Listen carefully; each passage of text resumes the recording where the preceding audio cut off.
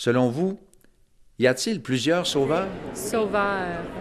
Oh, ben là, vous me mêlez pas mal. Sauveur? Je sais pas. Non, il n'y en a rien qu'un d'après moi. Ben, si tu crois en Christ, ben ça va être Christ. Si tu crois en Bouddha, ça va être Bouddha. Si tu crois en Krishna, ça va être Krishna. C'est sûr, moi, je crois ce que la Bible dit, puis la Bible nous présente Jésus comme sauveur. Je crois que c'est le sauveur. Oui. Oui. Dans toutes les religions.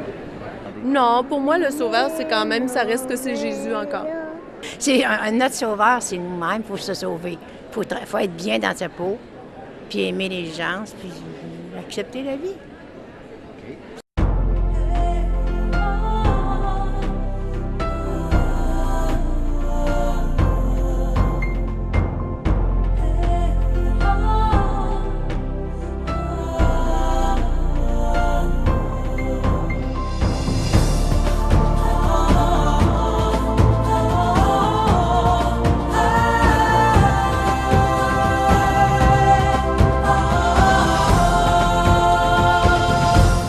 Mesdames, Messieurs, bonjour et re-bienvenue à l'émission L'heure de la bonne nouvelle.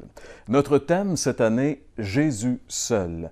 Jésus seul, car nous croyons fermement que seul Jésus peut vraiment répondre aux besoins les plus pressants de l'être humain. Aujourd'hui, dans le cadre de cette série, nous abordons le sous-thème Jésus le seul sauveur.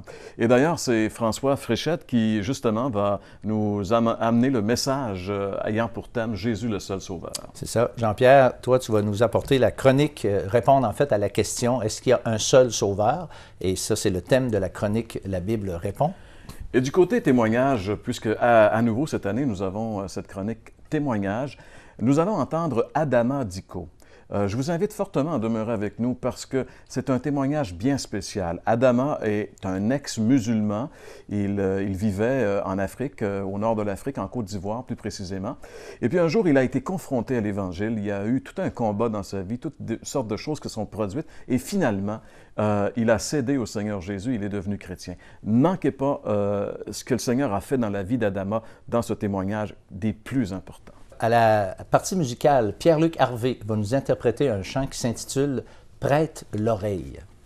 Et François, si on parle du Vox Pop maintenant, si on revient un petit peu sur le Vox Pop qu'on avait au début, la question semblait susciter, et si je me fie un petit peu aux réponses et aussi à l'expression des gens, il y en a plusieurs d'ailleurs qui étaient déjà surpris de se faire poser une telle question. C'est assez étonnant quand même de voir que la notion de sauveur, c'est quelque chose de presque disparu dans notre société. Je pense que c'est vraiment quelque chose maintenant de théorique, au point que les gens ne sont plus absolument plus conscients de leur besoin d'un sauveur.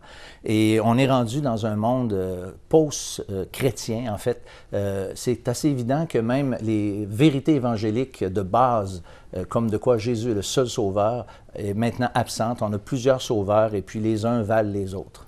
Alors cela démontre encore une fois l'importance que vous puissiez savoir ce que la Bible a à dire sur ce sujet des plus importants parce qu'il y va bien sûr de notre éternité. Donc, demeurez à l'écoute car c'est l'heure de la bonne nouvelle.